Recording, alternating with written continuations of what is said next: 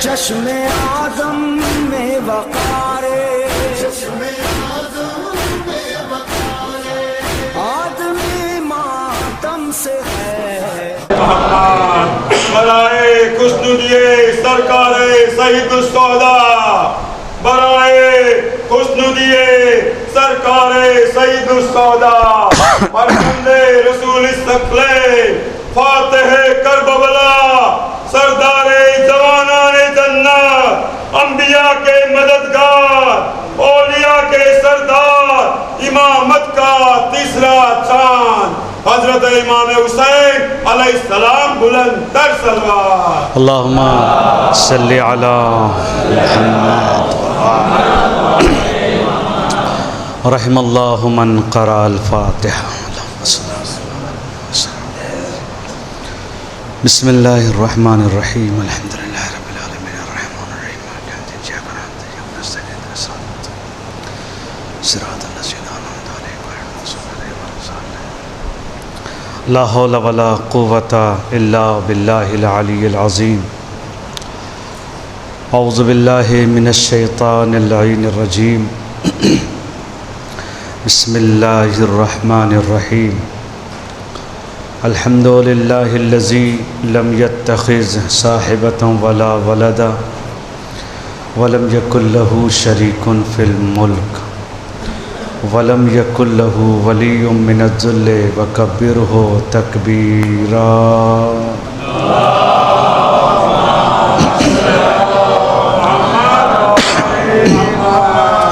والصلاة والسلام والتحیۃ والاکرام علی النبی الامی القرشی الہاشمی، مولانا و مولا الثقلین جد الحسن والحسین ابی القاسم محمد،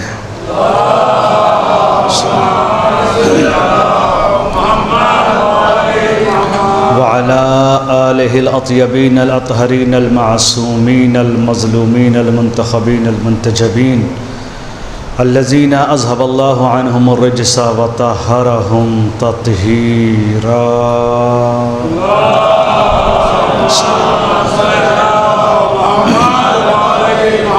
لا سیما بقیت اللہ فی الاراضین، روحی و ارواح العالمین لتراب مقدمہ الفدا، ولعنۃ الابدیۃ علی اعدائہم وقتلتہم وغاصبی حقوقہم ومنکری فضائلہم اجمعین من الآن إلى يوم الدین۔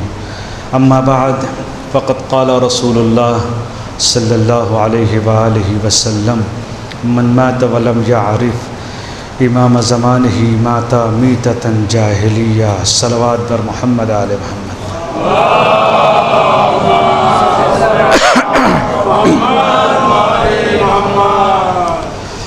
ارشاد سرکار ختم مرتبت ہے کہ جو اپنے وقت کے امام کو نہ پہچانے اور مر جائے اس کی موت گمراہی کی موت۔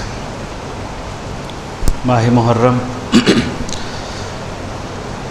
جو کہ تیزی سے ایک ساتھ تقریباً گزر گیا، حق ادا ہوا کہ نہیں یہ تو ہم خود جانتے ہیں، لیکن یہ اہل بیت عصمت و طہارت کی کرامت ہے کہ وہ ہمارے عمل سے زیادہ ہم کو جزا دیتے ہیں۔ ہم مانگنے کا اگر ہمارے اندر ہنر آ جائے تو وہ عطا کرنے میں کوتاہی نہیں کرتے۔ کتنے لوگ ہیں جو در اہل بیت سے وابستگی اگر اختیار کر لیں، جو ان کے نہیں ہوتے انہیں تو وہ خالی ہاتھ واپس نہیں کرتے، تو جو ان کے ہوں تو ان کو کتنا عطا کریں گے یہ تو خدا ہی جانے۔ اس لیے کہ امامت نام ہی ہے انسانیت کو ہر چیز عطا کرے، چونکہ ریسمان الہی کا نام ہے امامت، حبل اللہ المتین کا نام ہے امامت، عروۃ وثقیٰ کا نام ہے امامت۔ اگر امامت کو ہٹا دیا جائے بیچ سے تو زندگی میں کچھ نہیں ہے۔ اچھا، ہماری بھی ایک مشکل ہے جو یونس بھائی سمجھتے ہیں، مائک کو ایسا سیٹ رکھتے ہیں کہ دھیرے بولو تو سنائی نہیں دیتا، تیز کر دیں تو اتنا تیز سنائی دیتا ہے، تو معلوم نہیں ہوتا کب کہاں ہو جائے۔ یہ تو باہنر افراد ہی جانتے کیسے اس کو مینیج کرنا ہے۔ نہیں ٹھیک، ابھی ہو جائے گا، صحیح ہو جائے گا۔ ایک صلوات پڑھ دے محمد علیہ۔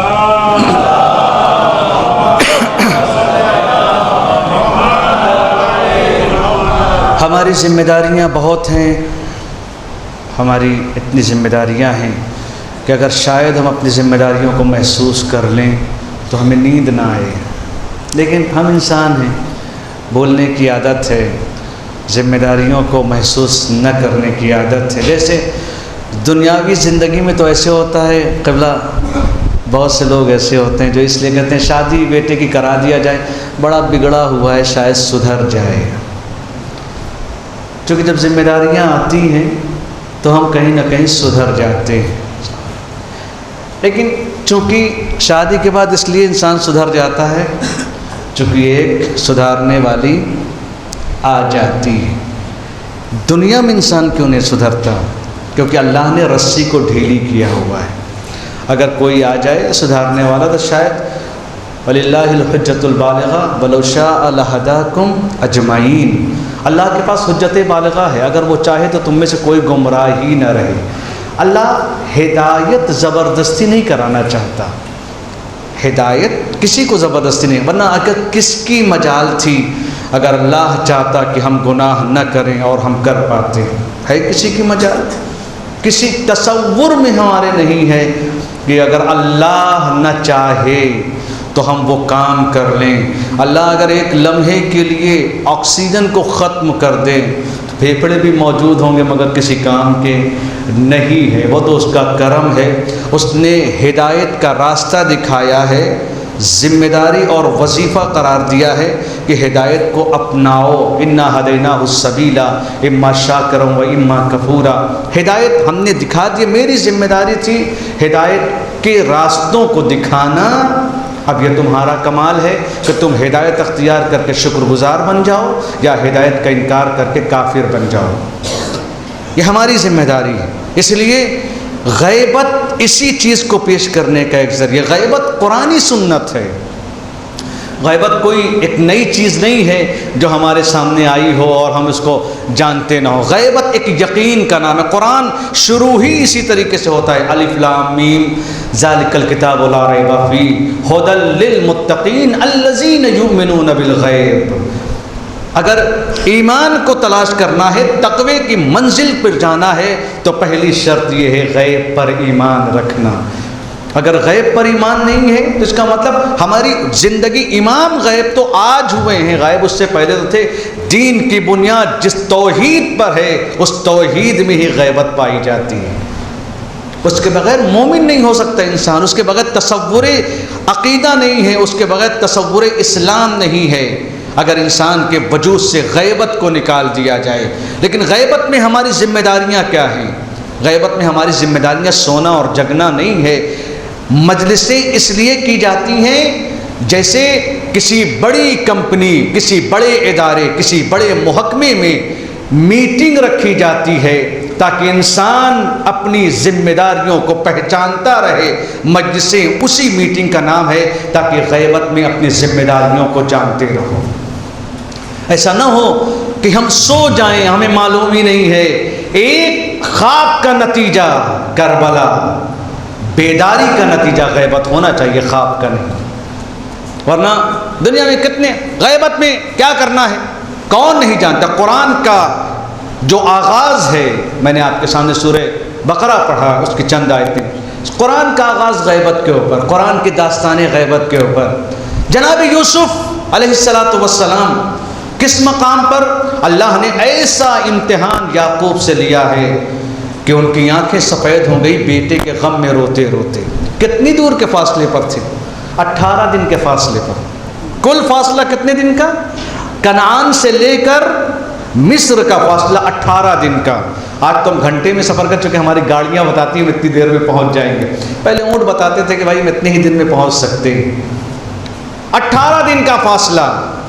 یوسف غائب نہیں ہے، یعقوب غائب نہیں ہے، یوسف کے بھائی نادان نہیں ہیں، ان کو معلوم ہے اگر اللہ ان کو علم دے دے کوئی غائب نہیں ہے.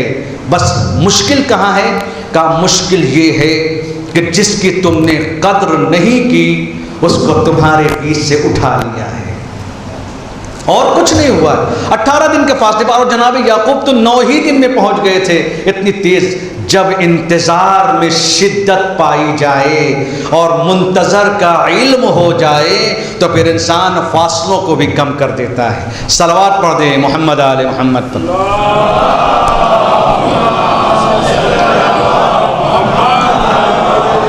ذرا سا اور آگے آ جائیں، بتانا نہیں پڑے گا کہ ممبر آپ ہی کا ہے. آ جائیے ایک صلوات پڑھ دیں محمد آل محمد.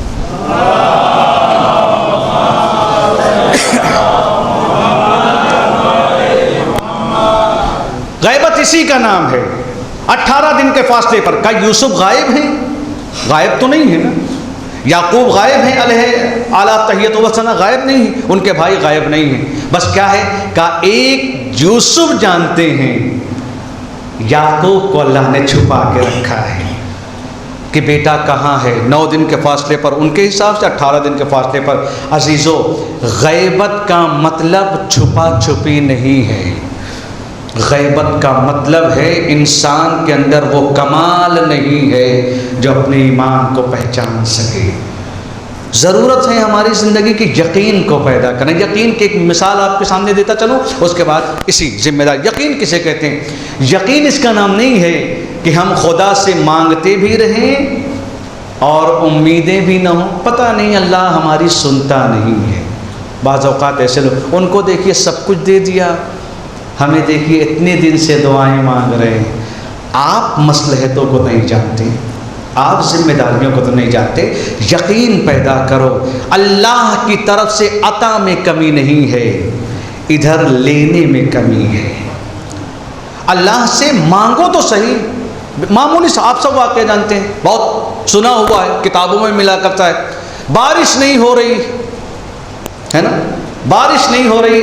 ہمارے مذہب میں جب بارش نہ ہو تو مولانا صاحب حاضر ہوتے نماز استسقاء کے لیے، لے کے جاتے ہیں لوگوں. کہاں پڑھائی جاتی ہے؟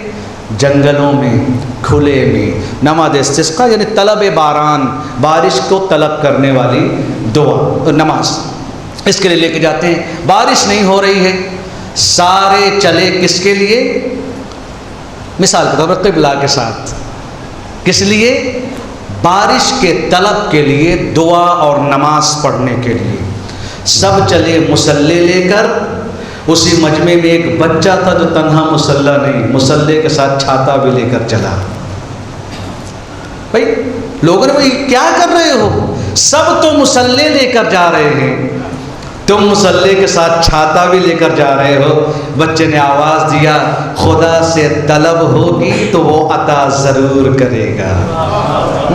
تنہا اس کا نام یقین ہونا چاہیے کہ جس خدا سے مطالبہ ہوگا، لیکن عمل میں وہ یقین تو آئے. مصلی خالی کافی نہیں ہے، عمل میں وہ قدرت ہونی چاہیے. بارش کا مطالبہ ہوگا تو بھیگوں گا، بھیگنے سے بچنے کے لیے چھاتا ضروری ہے. اسلام اسی کی دعوت دیتا ہے. اگر غیب پر یقین ہے تو اس یقین کو عمل سے ظاہر کرو. صلوات پڑھ دے محمد آل محمد.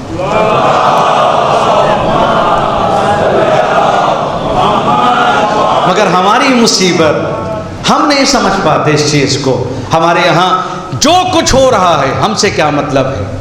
آج سماج جس کی طرف جا رہا ہے، اسی لیے روایت ہے کہ قیامت کے دن اللہ صرف گنہگاروں کو سزا نہیں دے گا، گنہگاروں سے پہلے ان لوگوں کو جو نمازی ہیں، روزے دار ہیں، ان کو روایت کے جملے اخیار کو پکڑا جائے گا، خیروں کو پکڑا جائے گا، نیک لوگوں کو.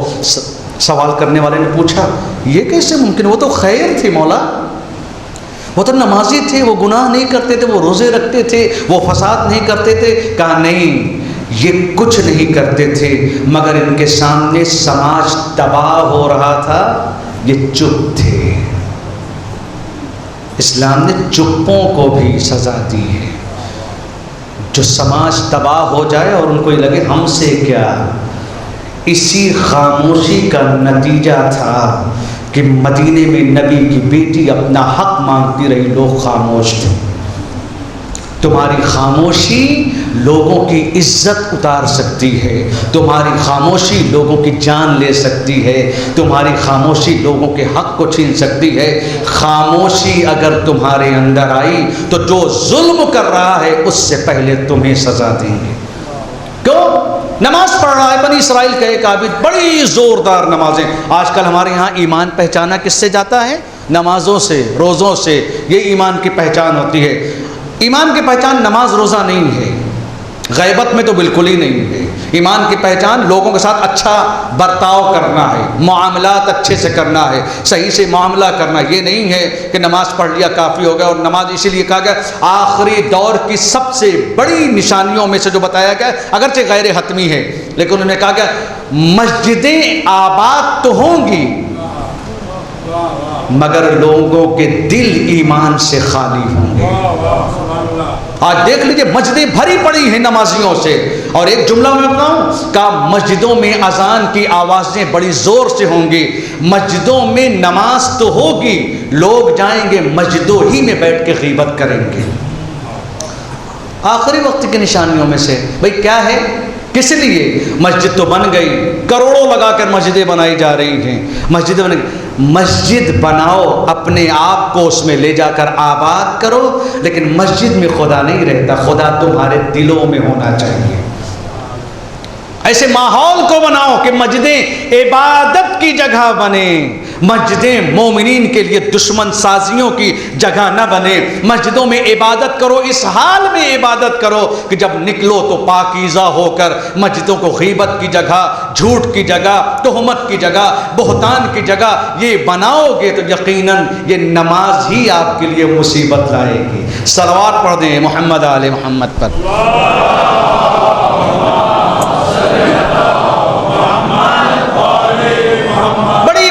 میناریں بنائی جا رہی. امام نے کہا میرا جب آئے گا وارث تو ان میناروں کو گرا دے گا. مسجدیں سجائی جائیں گی.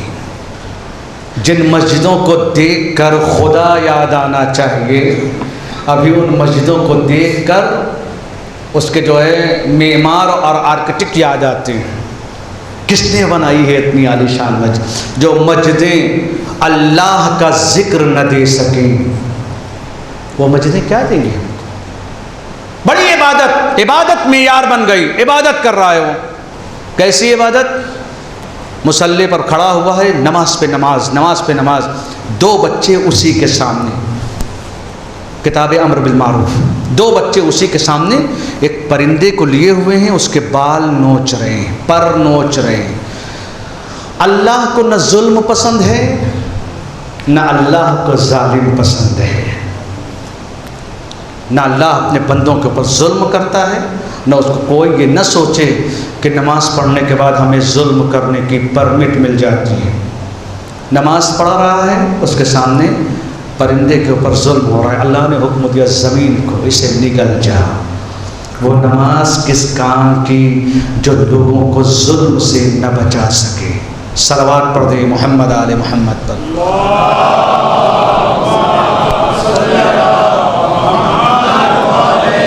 ہماری ذمہ داری یہ ہے، یہ فرش ازا ایک عہد ہے، ایک میثاق ہے، ایک بیعت ہے اہل بیت سے.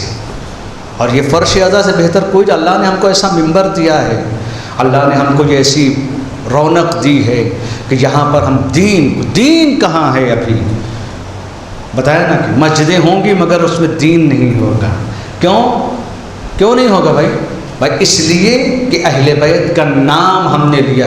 غیبت اس لیے نہیں ہے کہ امام کو اللہ نے چھپا کے رکھا ہے، غیبت اس لیے ہے کیونکہ وہ ظاہر ہو جائیں گے تو ہم نہیں انہیں اپنا پائیں گے. ہماری مصیبت ہے کیونکہ ہم امام کو ویسے چاہتے ہیں جیسے ہم ہیں. بھائی اللہ نے کیوں غدیر رکھا؟ غدیر کیوں رکھا؟ کیوں اللہ نے امت کے ہاتھ میں نہیں دے دیا؟ اللہ نے سارے نظام کائنات کو چلانے والوں کی ذمہ داریاں اپنے آپ پر کیوں نہیں؟ بڑی مشہور بات ہے، سبھی کہتے ہیں اس لیے کہ اللہ اگر لوگوں کے ہاتھ میں دے دیتا تو جیسے لوگ تھے ویسے ہی اپنے نمائندے بنا لیتے۔ اللہ نے اس لیے اپنے ہاتھ میں رکھا تاکہ وہ کمالات کا انسان سامنے پیش کرے جس میں کمالات الہیہ پائے۔ تو یہی وجہ ہے، ایک سب سے بڑی دلیل بعد رسول صلی اللہ علیہ وسلم کیوں مولائے کائنات کو لوگوں نے اپنا خلیفہ نہیں مانا؟ کیوں نہیں مانا؟ بھائی مولائے کائنات سے کیا جرم ہوا تھا؟ کیا خطا ہوئی تھی؟ کیا کمی آئی تھی؟ آپ نے کیا نہیں کہا تھا؟ بدر سے لے کر آخری جنگ تک، آخری جنگ سے لے کر صلح حدیبیہ سے لے کر فتح مکہ سے لے کر غدیر، اور غدیر کے بعد مدینہ، کہیں بھی نظر ڈالیے صرف علی نظر آتے ہیں۔ تو جب علی ہر جگہ نظر آتے ہیں تو امت نے مولا کو بھلا کیوں دیا؟ کیوں بھلایا ان کو؟ سوال یہی ہے، کیوں بھلا دیا؟ کہا اس لیے کہ اگر علی کو نبی کا جانشین بنائیں گے تو جو نقش نبوت تھے اسی پر علی اپنے پیر رکھیں گے۔ لوگوں کو یہ پسند نہیں تھا، اس لیے کہ لوگ یہ چاہتے تھے ہمارے مزاج کا آئے۔ اسی لیے ہوا کیا، پبلک جو چاہ رہی تھی وہ کر رہی تھی۔ کوئی مال لے کر بھاگا جا رہا ہے، کوئی باغ لے کر بھاگا جا رہا ہے، کوئی اقدار لے کر بھاگا جا رہا ہے۔ علی کی حکومت وہ تھی کہ اگر اس مال سے کنیز خریدی گئی ہے وہ بھی واپس کروں گا، غلام خریدے گئے ہیں وہ بھی واپس کروں گا، تراویح پڑھنا ہے جاؤ پڑھو، زیادہ روک ٹوک نہیں کی۔ جب لوگوں کو منع کیا گیا، لوگوں نے کہا ہم تو پڑھیں گے، کہا جاؤ جس کی جو مرضی ہو کرو، یہ تمہاری عبادتوں کا مسئلہ ہے، لیکن مال میں علی کوتاہی نہیں کرے گا۔ لوگ جانتے تھے علی کو خلیفہ بنایا تو ہماری لٹیا ڈوب جائے گی۔ اللہ اس لیے اپنے نمائندے بھیجتا ہے تاکہ نظم الہی دنیا میں برقرار کیا جا سکے۔ یہی وجہ آج کہاں ہوا، وَنُرِيدُ أَن نَّمُنَّ عَلَى الَّذِينَ اسْتُضْعِفُوا فِي الْأَرْضِ۔ اللہ کا ارادہ ہے کہ ان لوگوں کے اوپر احسان کرے جو دنیا میں دبے ہوئے ہیں، کچلے ہوئے ہیں۔ کیا اللہ کا ارادہ مکمل ہو گیا؟ بڑی بڑی ہستیاں آئیں، بڑے بڑے لوگ آئے، ہم الہی اقدار کو چلانا چاہتے ہیں، ہم الہی قوانین کا ظلم نہیں ہے۔ جہاں بھی جا کے دیکھیے کسی ایک ملک میں لوگ اپنے حاکم سے مطمئن نہیں ہیں۔ کیوں؟ اس لیے کہ کوشش کر رہے لیکن کہیں نہ کہیں کمی ہے۔ اس لیے اللہ نے معصوم کے سوا کسی کو یہ حق نہیں دیا، اس لیے کہ علی کی ذات۔ ابن عباس، اس چپل کی قیمت کیا ہوگی؟ صفین خیمے میں بیٹھے ہوئے ہیں، اس چپل کی قیمت کیا ہوگی؟ مولا کچھ نہیں، کہا تمہاری دنیا کی قیمت اس چپل سے بھی کم ہے میری نظر میں۔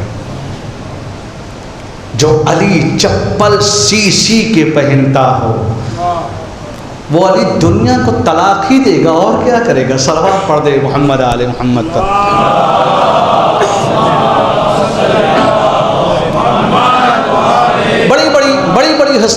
بڑی بڑی ہستیاں بک گئی دولت کے چکر میں۔ امام حسین جو ہم کہتے ہیں صلح کر لیا، صلح یوں ہی کر لیا۔ کیوں صلح کیا؟ کبھی ہم نے سوچا؟ جو فوج کی بڑی بڑی ہستیاں جن کے اوپر عبید اللہ ابن عباس جیسے لوگ جو مین کمانڈرز میں تھے وہ بک گئے امیر شام کے ہاتھوں۔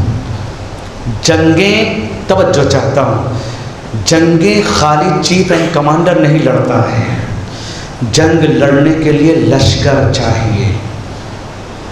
آج وہ جو امام کمان لیے ہوئے تھے آگے، ان کا لشکر بک رہا تھا، اس لیے مجبور ہوئے صلح کرنے پر۔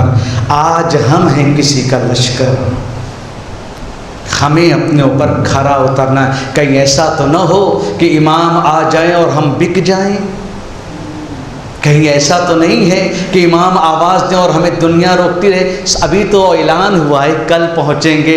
جب امام وقت کا اعلان ہو جائے تو وہاں پر دنیا کے لیے رکا نہیں جاتا بلکہ دنیا کو چھوڑ کر جایا جاتا ہے۔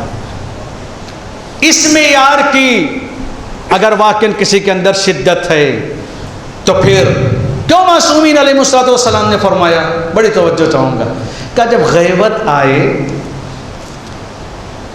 تو دین تو سنبھال کے رکھنا. سب سے بڑی مصیبت آج کی جو کہتا چلوں آپ عزیزوں، سماج چلانے کے لیے اب کوئی فرشتہ نہیں آئے گا. الیوم اکملت لکم دینکم کا مہر لگ چکی ہے. ابھی ہم کو چلا دین. میں ایک بات کہوں گا میرے جوانوں، میرے بھائیوں، دین کو چلانے کے لیے خود کو اللہ کی اطاعت کا عادی بنانا چاہیے. وہ نہیں کہ جو ہمیں چاہیے، وہ نہیں جو ہمارا. مثال کے طور معمولی مثلا گھر میں حق کو ادا کرو، چھوٹی سی بات ہے.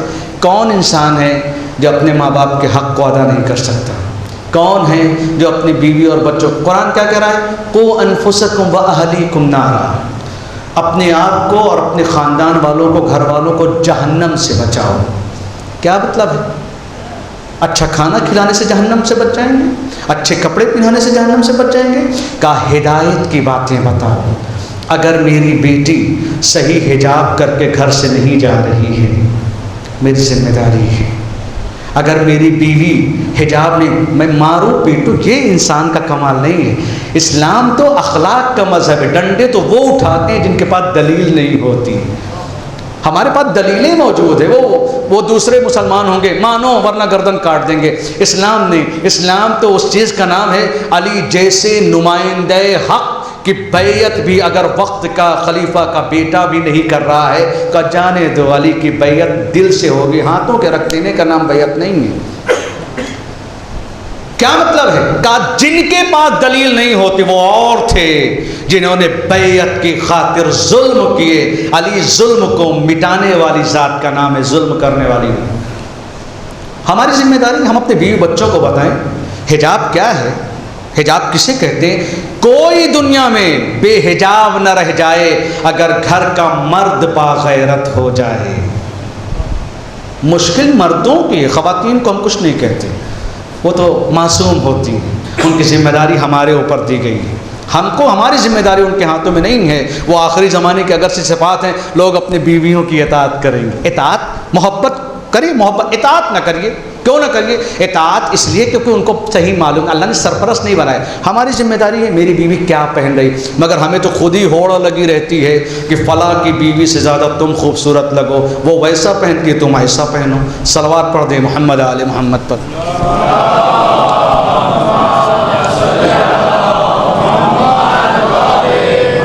یہی ہے نا مصیبت، یہی ہے نا. اہل بیت کا اگر کردار پایا، کیا اہل بیت علیہ السلام گھروں میں جا کے تاریخ پڑھیے کس طریقے سے گھر میں رہتے تھے، کہ گھر کی کنیز بھی اگر ہوتی تھی اور آزاد کی جاتی تھی. مولا ہم جائیں گے نہیں آپ کا گھر چھوڑ کے. یہ کیوں ہے؟ کردار پیش کیا جا رہا ہے. آج پوری کائنات میں ہم نوکر رکھ لیتے ہیں تو سوچتے ہیں اس کی جان نکال لو کام کرواتے کرواتے.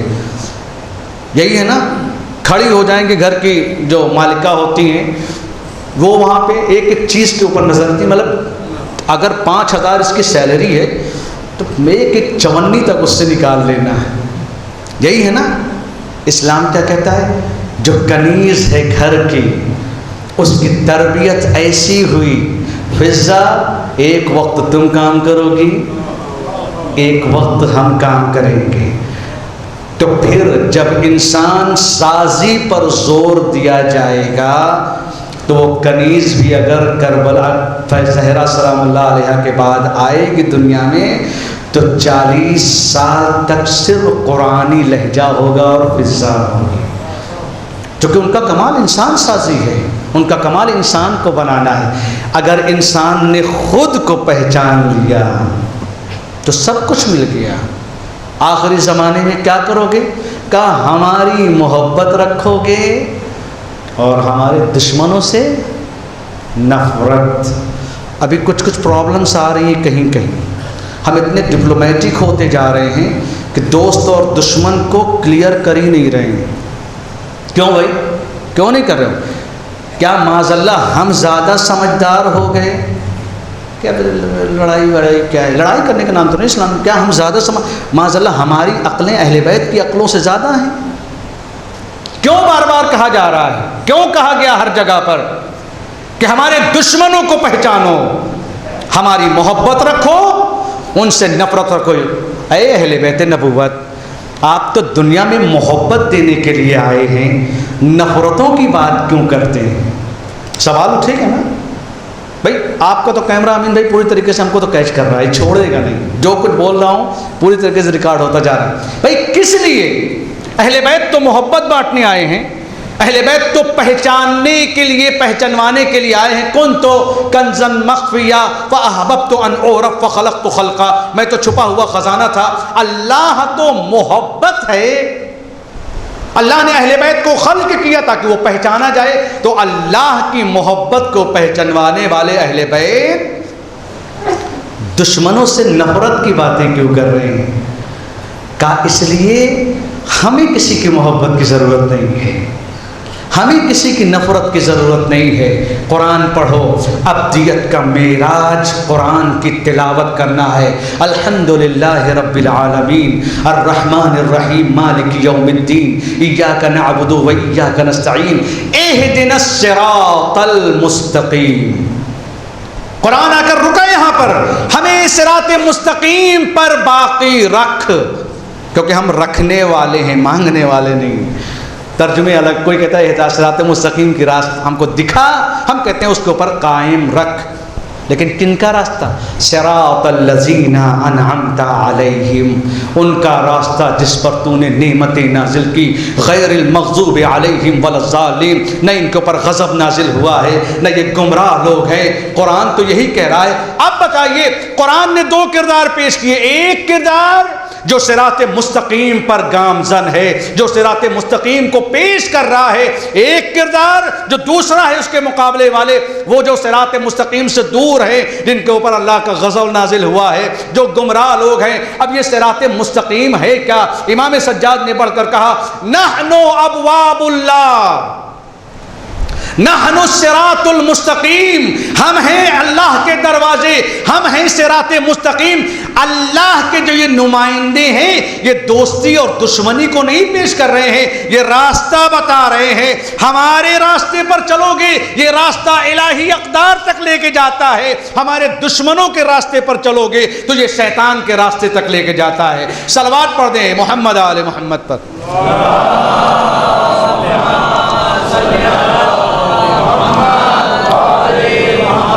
اس کا مطلب ہے اہل بیت محبتوں کو دنیا ایک سسٹم کا نام ہے، دنیا ایک طریقت کا نام ہے، دنیا ایک روش کا نام ہے.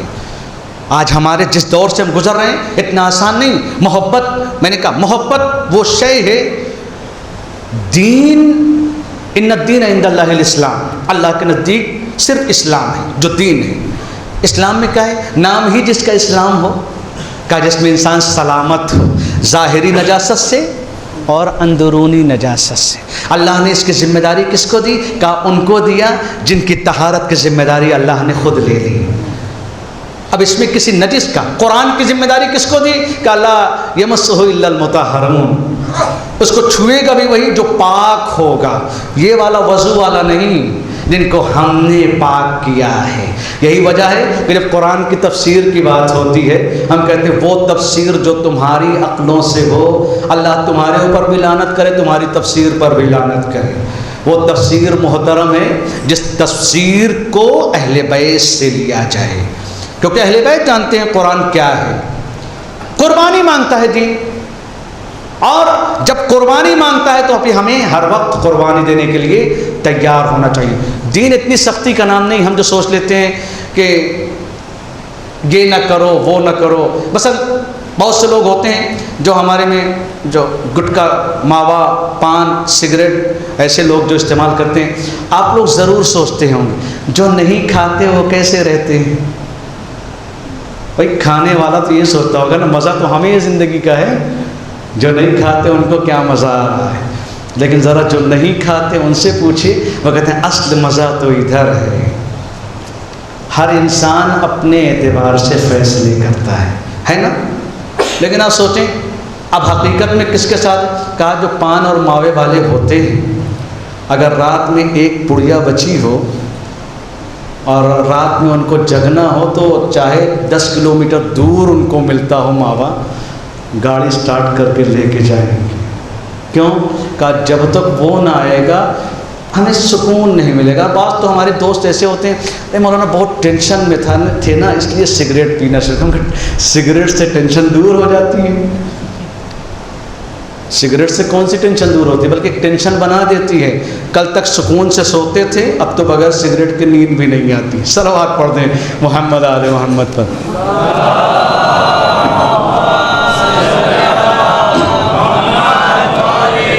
اپنی جوانیوں کا, اپنی صحت کا ہم سب کو خیال رکھنا چاہیے.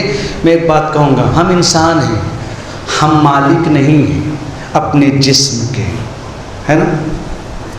آپ تو کچھ کھاتے نہیں, آپ ایک طرف سے یہ اشارہ کریں. بھائی ہم جسم کے مالک ہیں, مالک تو نہیں. ہم کون ہیں؟ ہم امین ہیں. اللہ نے یہ جسم ہم کو امانت کے طور پر دیا ہے, تو ہم کوشش کریں اس کو بچانے کے لیے. اب وہ شرعی حکم الگ ہے, کیوں مولانا, لیکن عقلی حکم تو اللہ ہی سکتے ہیں. یہاں پر صلوات پڑھ دیں محمد آل محمد پر.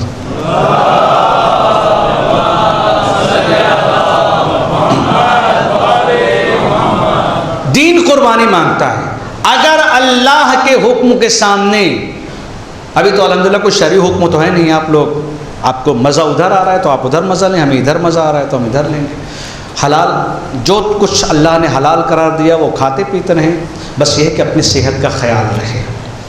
چونکہ بہرحال جیسے بغیر انشورنس کی گاڑی چلانے کا مسئلہ ہوتا ہے نا, جب تک چل رہی ہے چل رہی, جس دن کہیں مار دیا نہ اس دن پتہ چلتا ہے انشورنس کرائے ہوتے تو آج یہ لاکھوں کا چونا نہ بیٹھتا, ہوتا ہے نا.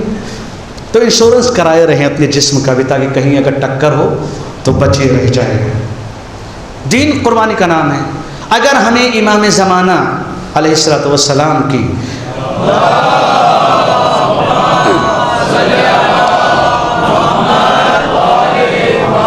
واقعاً ان کی جو ہمیں شدت کے ساتھ ان کا انتظار ہے, تو پھر تبدیل کرنا ہوگا خود کو. وہ تبدیل نہیں کریں گے, ہمیں خود کو تبدیل کرنا ہے. اور کیسے؟ اس زمانے کے اعتبار سے مسجدوں میں ہم تبدیل نہیں ہو سکتے جب تک کہ خود کی نیت تبدیل کی نہ ہو. مسجد تو چھوڑ دیجئے, کعبہ کسی کو نہ سدھار پایا. آج دیکھ لیجئے کعبے کے محافظ, دین کے سوداگر, ظالم, خدا کی لعنت ہو ان کے اوپر. کعبہ ان کو سدھار نہ پایا. پیام آزمی صاحب کا شعر بہت اچھا تھا کہ شب کو دن کہنے سے ملتی نہیں تنویر کبھی, پاک ہوتا نہیں نہلانے سے خنزیر کبھی. رات کو آپ دن دن کرتے رہے, روشنی نہیں ملے گی. نجس جانور کسی پانی سے بھی نہلا دو وہ پاک نہیں ہوگا, اس لیے کہ جب فطرت نجس ہو تو کوئی شے پاک نہیں کر سکتی. صلوات پڑھ دیں محمد آل محمد پر.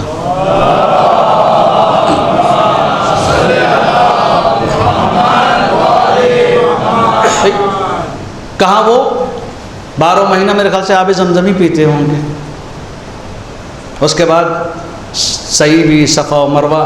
امام نے اسی لیے بتا دیا کہ دیکھو کعبے کے پاس دین نہیں ملے گا, طواف کرتے ہوئے رکن اور مکان کے درمیان مار دیے جاؤ, صفا و مروہ کے درمیان صحیح کرو, ان کے برابر صدقہ دو, لیکن اگر ہماری محبت نہیں ہے تو کچھ نہیں. کیوں؟ آپ کے سامنے ذکر ہو چکا, چونکہ محبت روح عبادت کا نام ہے. روح عبادت کا مطلب زبردستی ہے کوئی, زبردستی ہے کوئی کہ آپ کی محبت کے بغیر عمل قبول نہیں ہوگا. کہا نہیں, ہماری محبت شرط نہیں ہے, کیونکہ ہماری محبت عبادت کا سلیقہ سکھاتی ہے.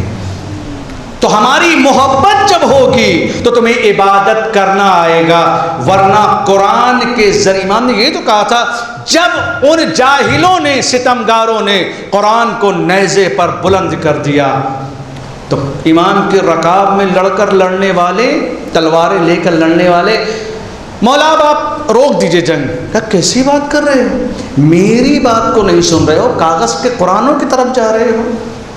کہا نہیں, آپ یا تو جنگ روکیں ورنہ ہم قتل کر دیں گے. یہ کون سی بات ہے؟ جب انسان کو جینے کا سلیقہ امامت کے بغیر آئے گا، نتیجہ اگر صفین میں، خدا کی قسم، اگر صفین میں قرآن نیزے پر بلند ہونے کے بعد علی والے اس امر عاص کی خصلت اور شیطنت کی پیروی نہ کرتے تو آج امت اسلام کو معاویہ جیسی نجاست نہ ملتی۔ صلوات پڑھ دے محمد آل محمد پر۔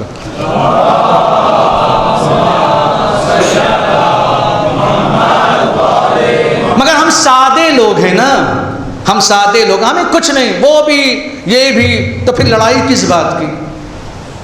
بھائی صفین میں تو مالک اشتر نے کام تمام کر دیا تھا نا، اس کا چند قدم کے فاصلے پر خیمہ تھا، لیکن امام نے جملہ کہا، مالک نے کہا مولا تھوڑی سی پرمیشن اور کام تمام۔ کہا مالک اشتر تب آؤ گے جب میں مار دیا جاؤں گا۔ یہ کون تھے؟ دشمن کا لشکر نہیں ہے، یہ احمق دوست ہے۔ اسلام کو دشمنوں سے اتنا نقصان نہیں ہوا جتنا بے وقوف دوستوں سے ہوا ہے۔ اسی لیے کیا کہا گیا؟ کہا عقل مند دشمن سے یہ بیکار ہے، اس سے اچھا عقل مند دشمن ہے۔ اگر انسان کا احمق دوست ہو اس سے بہتر ہے انسان کے پاس عقل مند دشمن ہو۔ اسلام کو کس سے نقصان پہنچا؟ انہی سے، کیونکہ انہیں پر اسلام قربانی مانگتا ہے۔ رشید بلایا آج سب جانتے ہیں، ان کو رشید ہجری کے نام سے بھی جانا جاتا ہے۔ ان کی بیٹی کے پاس ایک دن لوگ آئے اور آنے کے بعد کہتے تھے کہ محبت کسے کہتے ہیں؟ اسلام اسی محبت کا نام ہے۔ آج ہم اپنا کام چھوڑ کر آئے، آپ کو سب پتہ ہے، یہ جو بول رہا ہوں سب جانتے ہیں۔ آپ کس لیے آئے ہیں؟ باتیں پتہ ہیں، لیکن معلوم نہیں اگلا سال ہماری زندگی کا ہو کہ نہ ہو، فرش عزا پر اہل بیت کے ساتھ ذرا دیر اور بیٹھ جائیں۔ اسی لیے تو ہم سب آتے ہیں، ہمیں معلوم نہیں اگلا سال کیا ہو، معلوم نہیں جنت میں کون سا مقام ملے، دنیا میں تو اہل بیت کے ساتھ بیٹھ ہی سکتے ہیں نا، یہی تو ہے نا۔ کون قربانی مانگتا ہے جی؟ امام کے لیے ہم قربانی دینے، تو وقت کی قربانی ہے، جہاد ہے، اس لیے کہ آج کے زمانے میں سب کے پاس سب کچھ ہے، وقت نہیں ہے۔ اور یہی بات جب مجلس کے بعد جو مجلس اتنا سننے کے لیے آتا ہے، مجلس کے بعد تنہائی کے سوا کچھ نہیں ہے، کیونکہ کسی کے پاس ٹائم نہیں ہے، سب وقت کام کر رہے ہیں۔ یہ تو صرف امام حسین کا معجزہ ہے، اس شہید کربلا کی کرامت ہے جس نے لوگوں کے اندر قربانی کا جذبہ ڈال دیا۔ لوگ مال بھی لٹا رہے ہیں، دولت بھی لٹا رہے ہیں، وقت بھی لٹا رہے ہیں، جو کسی کو ادھار دینے کے قائل نہیں ہیں وہ بھی اس میں لاکھوں کی مجلسیں کرا دیتے ہیں۔ کس لیے؟ کیونکہ معلوم ہے وہ لیتے ہیں تو بڑھا کر عطا کرتے ہیں۔ صلوات پڑھ دیں محمد آل محمد پر۔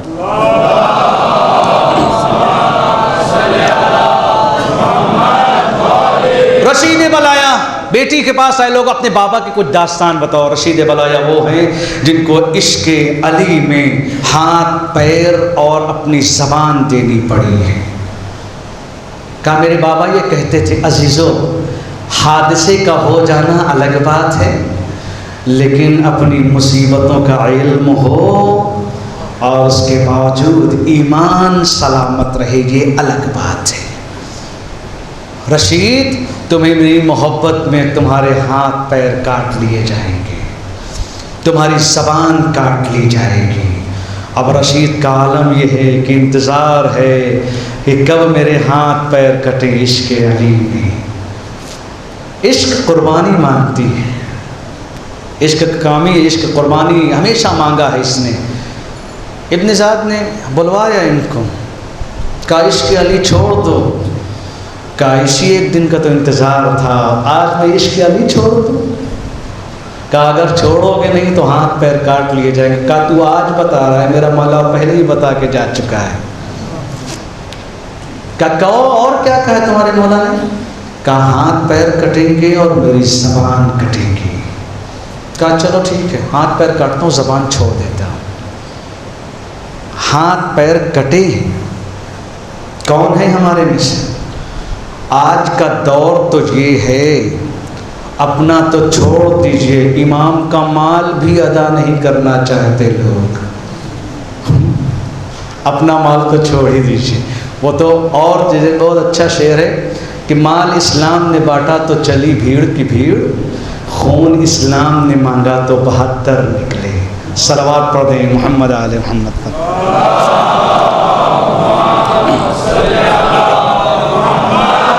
کون ہے بھائی؟ آج یہی تو خاموشی کی ہماری وجہ ہے. دنیا میں کچھ بھی ہو رہا ہے، ہم سے کوئی مطلب ہی نہیں ہے. کچھ تو بولیے، مظلوموں کی حمایت کریے، زبان سے بولیے. کس نے کہا ہے کہ آپ اٹھائیے ڈنڈا کود پڑیے؟ ڈنڈا نہ اٹھائیے.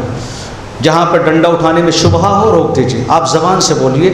زبان تو چلتی ہے نا، جو بغیر اسٹاپ کے دن بھر چلا کرتی ہے. ذرا سا ایک جملہ آج سوشل میڈیا ہے نا، فیس بک پہ اٹھا کے مظلوموں کی حمایت کر دیجیے. آج ہمارا وطن یہ ہے، ہمیں اس کو آباد کرنا ہے. ہمارا وطن ہندوستان، فساد نہیں پھیلانا یہاں پر. اس کو آباد کرنا ہے، اچھے طریقے سے آباد کرنا ہے. ہم ڈاکٹر سے بھی بنائیں، انجینئر سے بھی بنائیں، اور جس کے اوپر بھی ظلم ہو رہا ہو، وہ چاہے کشمیر ہو چاہے کنیا کماری ہو، جہاں بھی ظلم ہو چکی، ملک آباد ہوتا ہے سب کے بھائی چارے کی وجہ سے. اٹھیے، فیس بک ہے، ٹویٹر ہے، واٹس ایپ ہے، جہاں جہاں یوز کرتے ہیں لکھ دیجیے. آپ جو قانون ہے اس قانون کی ہم حمایت کرتے ہیں، لیکن مظلومیت کو ختم کیا جائے. جو لوگ ظلم سے جوجھ رہے ہیں، اس لیے کہ ہر ایک کی ذمہ داری یہی ہے. کہا ہاتھ پیر کاٹ لیے جائیں گے، تمہاری زبان چھوڑ دی جائے گی. کہا یہ تو پہلے سے پتا تھا، نہیں کچھ بتا. کہا جاؤ زبان چھوڑ دیا. آئے گھر میں، بیٹی کہتی میرے بابا کے چہرے پر آثار شکست نہیں تھی، چہرہ کھلا کھلا تھا. علی کی محبت کام آ گئی. کہا پڑوسیوں کو بلا کے لاؤ بیٹی. پڑوسیوں کو بلا کر لایا گیا. کہا سنو، اس سے پہلے کہ میری زبان کٹ جائے کچھ جملے بولتا ہوں، علی کی محبت باقی رہے تمہارے دلوں میں. احادیث کو لکھ لو. ظالم کو خبر ہوئی اور جیسے ہی پوچھا کہ کیا کر رہے ہیں رشید، کا ہاتھ پیر تو کاٹ دیا تو نے، مگر وہ زبان چلا رہا ہے، زبان کاٹنے کے لیے جلاد آئے. کہا رشید اب تمہاری زبان بھی کٹے گی. کہا یہ تو مجھے پہلے ہی معلوم تھا، اس لیے کہ محبت نام ہی ہے، جو محبوب گواہی دے دے تو وہ پوری ہو جائے. یہی تو ہے محبت. آج ہم کیا سوچتے ہیں؟ محبت اس کا نام، ہاتھ پیر زبان کٹوا کر رشید خوش ہیں. کیوں؟ اس لیے نہیں کہ میرے ہاتھ پیر کٹ گئے، اس لیے خوش ہیں کیونکہ محبت کام آ گئی. کربلا اسی کا تو نام ہے. شب عاشور، اصحاب مذاق کر رہے ہیں. کسی نے کہا کیسی بات کر رہے ہو؟ شب عاشور مذاق کرنے کی جگہ. کہا میرا قبیلہ جانتا ہے، میرے دوست جانتے ہیں کہ میں شوخیوں والا آدمی نہیں ہوں، لیکن اس سے بہتر رات کون ہوگی کہ جب ساتھ رسول کے بیٹے کا ہو اور جنت کی بشارت ہو. اس سے بہتر. آج تو ہنسی مذاق کی رات ہے، لوگ کربلا کو سمجھ ہی نہیں سکتے. کربلا نے ایثار کو پیش کیا ہے. شب عاشور عزیزو، کوشش کریں ہم سب کہ جتنا ہو سکے محرم کو زندہ رکھیں. اپنی حیثیت، مجھے اللہ نے زبان دی ہے، میں زبان سے زندہ رکھوں. جہاں بھی جاؤں ذکر امام حسین کا سودا نہ کروں، ذکر امام حسین واقعاً دل سے کروں. اور آپ کی ذمہ داری ہے کہ ذکر امام حسین ایسے کر جائیے کہ حسین زندہ ہوں ہمارے اندر. چونکہ مومن کا سینہ بھی حسین کی قبر ہے، مومن کا دل بھی حسین کی قبر ہے. شب عاشور ہے. امام نے اس رات کو مختلف پہلوؤں سے بانٹا ہوا ہے. کبھی آپ عبادت کر رہے ہیں، کبھی آپ اپنے اصحاب سے مل رہے ہیں، کبھی اہل حرم سے مل رہے ہیں، اور کبھی آپ سناٹے میں بہن کے ساتھ یا بھائی کے ساتھ یا کسی صحابی کے ساتھ خیموں کو دیکھ رہے ہیں کہ ان کے اندر کیا ہو رہا ہے. شب عاشور جب امام نکلے ہیں اور تمام آچوں کی احتیاطاً ابھی جو شام میں اعلان ہوا اور آ کر بتایا کہ جس شہید کا کربلا میں ماتم نہیں ہوا، جس کو دفنایا نہیں گیا، جس کی کوئی فرش عزا بچھانے والا نہیں تھا، آج اسی غریب زہرا کا 20واں ہے. مظلومیت کی انتہا ہے کربلا عزیزوں. شب عاشور امام ایک مرتبہ نکلے اور آپ خیموں سے چلے ہیں، ذرا سی دور پر آپ کو احساس ہوا کہ آپ کے پیچھے کوئی آ رہا ہے. آپ نے مڑ کر دیکھا تو نافع بن ہلال امام کے پیچھے پیچھے چلے آ رہے ہیں۔ امام نے کہا نافع جانا چاہتے ہو تو چلے جاؤ، یہ محبت ہے۔ نافع اگر جانا چاہتے ہو تو تم چلے جاؤ، یہ راستہ سیدھا بصرے یا کوفے کی طرف جاتا ہے، تم یہ راستہ پکڑو اور چلے جاؤ۔ نافع نے کہا مولا میں جانے کے لیے نہیں آیا، میں اس لیے آیا ہوں کہ رات کے سناٹے میں کہیں دشمن آپ کی شان میں گستاخی نہ کر جائے۔ بڑی غیرت ہے حسین کے اصحاب میں کہ جب تک وہ زندہ تھے کسی کی ہمت نہیں تھی اہل حرم کی طرف آنکھ اٹھا کر دیکھے۔ جب مسلم ابن اوسجہ گرے ہیں گھوڑے سے تو انہوں نے ایک جملہ کہا تھا، جب حبیب پہنچے ہیں ان کے جنازے کے اوپر، آواز نہیں نکل رہی تھی، ایک جملہ کہا تھا، حبیب مولا سے خبردار رہنا، مولا کا خیال رکھنا۔ حبیب نے ان کی وصیت کو پورا کیا۔ جب نافع جانا چاہتے ہو تو یہاں سے چلے جاؤ۔ کہا مولا میں جانے کے لیے نہیں آیا، کہیں آپ کی شان میں کوئی گستاخی نہ کر دے، آپ کو اکیلا دیکھ کر آپ کے ساتھ آیا ہوں۔ آ گئے ہو نافع تو آؤ تم کو سب کی مقتل دکھاتا ہوں، سب کی قتل گاہ دکھاتا ہوں۔ حبیب اے نافع کل سب شہید ہوں گے، وہ جگہ دیکھ رہے ہو وہاں میرے بچپن کا ساتھی حبیب مارا جائے گا۔ اے نافع یہاں پر میرے عباس کے بازو کاٹے جائیں گے۔ اے نافع یہاں میرے علی اکبر کے سینے پر برچھی لگے گی۔ اے نافع یہ جو جگہ دیکھ رہے ہو یہاں میرے 13 سال کا جوان قاسم کا لاشا پامال کر دیا جائے گا۔ امام نافع سے بیان کرتے جا رہے ہیں، لیکن ایسا امام کو محسوس ہوا جیسے نافع امام کی بات کو سن نہ رہے ہوں۔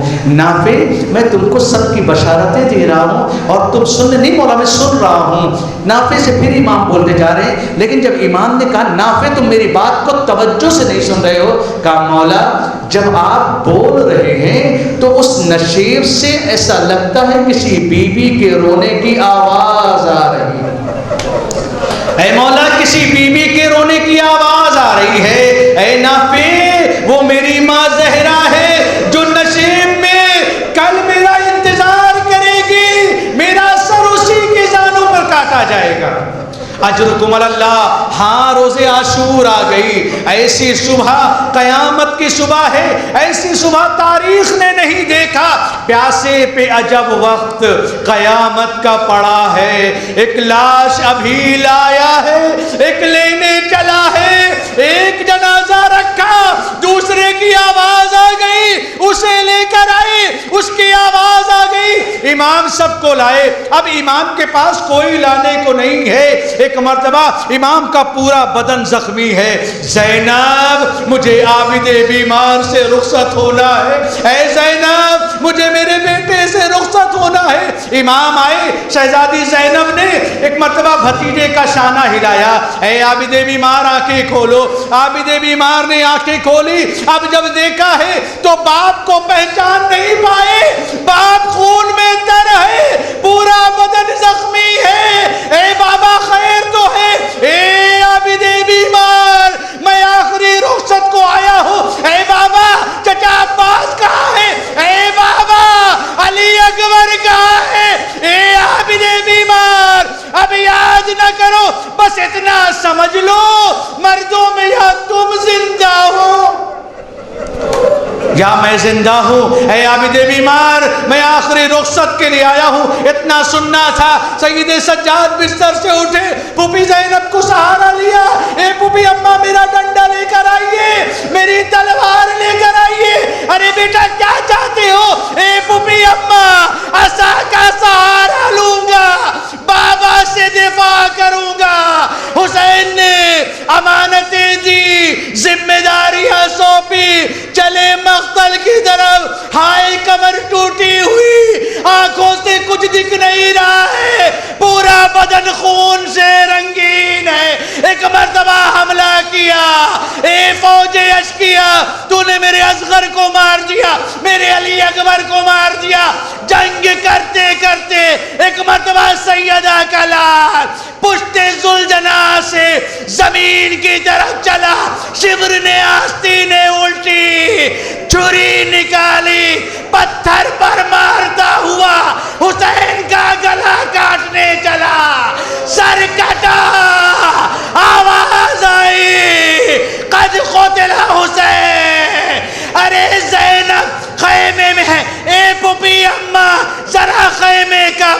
ہٹائیے. اب جو پردہ ہٹا باغ کا اثر نو کے نیزہ پر. السلام علیکہ یا ابا عبداللہ. الا لعنت اللہ علی الظالمین. انا للہ و انا الیہ راجعون. رضا بقضائہ و تسلیم لامرہ. ماتم حسین.